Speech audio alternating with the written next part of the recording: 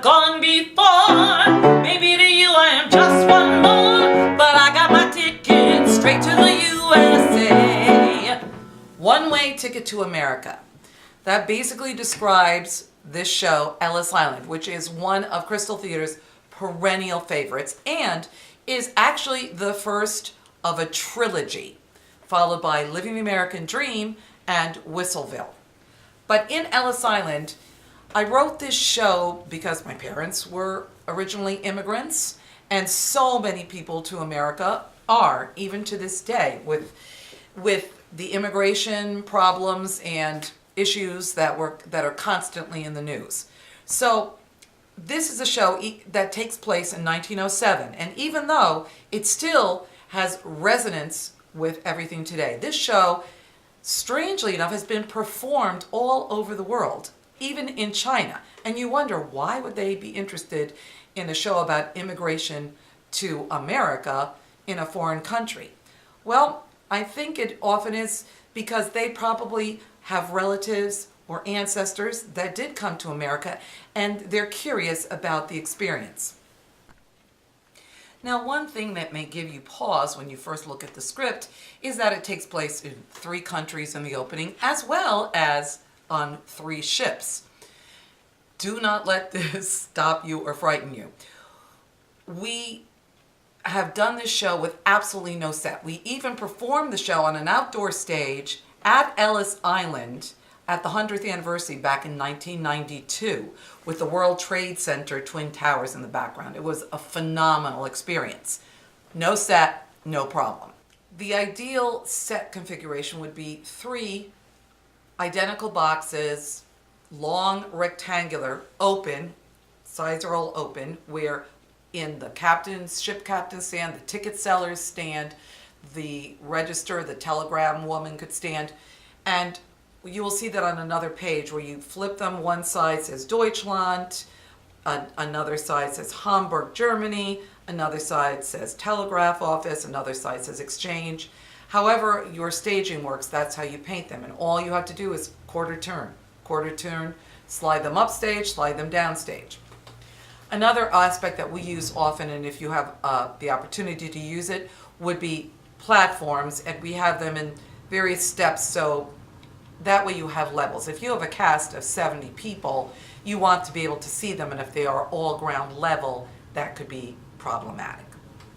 We've also done the show. There's a choral version, as you will see on the website, where most of the acting is done by narration. So you have different people that step forward and basically narrate the show, and you have a few characters that actually act as characters. Costumes for this show, for the immigrants, easy as pie. You want to stick to darker colors, multiple layers, shawls, hats. Nobody went without a hat in those days. But if you were a Russian immigrant, you'd have a babushka. The Hungarians, same thing. Multiple skirts. These people didn't have luggage. They wore everything they owned on their bodies and carried their bedding, carried their pillows. So those wrapped up giant balls of pillows and blankets become things for them to sit on. So instead of stools, you actually have these items where the little kids can move forward, sit on these items, and they're elevated. The cat, usually we use a stuffed animal of some sort for that looks relatively realistic, but we've had very ambitious kids that brought in their pet cats and we've used them in the past. It has to be a well-behaved cat. It worked, but you have to have literally somebody in charge of doing that. Luggage, you want to try to find old luggage or distressed luggage. You can't be using American Express suitcases or those kinds with the rollers, not working. So hit the Goodwill or your grandmother's attic to try to find something for a few of the suitcases that you need. Now, another question, if you have a large African American population and you want to do this show, know that the character of Sylvia Bonet is African American. Sometimes we don't have an African American in the class and we'll use someone Hispanic, whatever. You can play that role of Sylvia Bonet as an African American. Well, she wouldn't be American, she would be from the island. So whatever works for you. but there's no reason you can't colorblind cast the whole show. Um, it's a good learning opportunity, and it's something that you can tie in with a classroom teacher in your study of history. Shoes, you want to have basically brown or black shoes. If you're a regular if you're a regular theater, you might have your kids wear jazz shoes or character shoes. But if not, we recommend buying those tie black shoes that are sometimes popular now, or you can get them at Goodwill, the shoe boots. That would be the time period. You can also construct a old-fashioned camera with just a tripod, a piece of black cloth, and maybe cardboard, so that when Commissioner Watchworm does the song, "A Picture's Worth 1,000 Words," you've got something for him to use as the camera.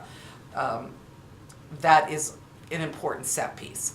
The rich people, the American ladies, who are the few wealthy ones, and you also have the wealthy people who are on the upper deck of the song during Neptune's Furies and during One Way Ticket to America, that you want to go for those A-line satin skirts, jackets, those 80s jackets, whatever, and hats. Remember, hats with feathers, they should be very contrasting in the way they look, so that the audience immediately makes the distinction between the poor immigrants and the rich people. Anybody who works on Ellis Island, the female nurses or secretaries, would be wearing what they call a shirtwaist. So you'd have a long black skirt, A-line black or navy blue or brown, and a white blouse with more of a puffy sleeve, high-necked, and they wouldn't be wearing hats inside Ellis Island because they would be at work. But this is the time of the Gibson girl haircut, where hairstyle where their hair was long, tease back comb the whole thing, put it up in an elastic, kind of push it forward, and then make a bun on the top, and then maybe have some tendrils coming down. You do that with the rich ladies as well. The immigrants go for long braids, French braiding in the back, pulled back buns, braids for the younger kids. The key to giving your show that look is the hairstyle and the hats. You can make any Goodwill material or clothing look like an appropriate costume if you finish it off with the proper babushka or hat. Choreography. Very important in this show. This is not a dance show. If you study the DVD, it will give you some very good ideas about effectively choreographing these numbers. With a large cast, you want your movements simple, but rehearsed and together. We do these shows in 15 or 16 two-hour rehearsals, so we don't have time to do elaborate choreography. If you happen to have some really good dancers, you would put them maybe into the Picture's Worth 1,000 Words, or your one ballerina for Ludmila. Ludmila, the Russian girl who is going to be sent back because she has no relatives here, she's a ballerina. Now, if we don't have anyone that can actually dance, we skip the ballet audition. We just put someone who's slender and looks like she could be a ballerina in the role. So that's optional. You can use that instrumental solo for a dance, and even if you're not a choreographer and she's a really good dancer, let her choreograph her own piece. That's an added learning experience for that student. In conclusion, we hope that you enjoy this show, enjoy performing this show, and you will find it's a perennial favorite with the audience. And it reminds everybody of the American dream and why people want to come to this country and what makes our country great. Opportunity for all. This is your opportunity to present a Crystal Theater show.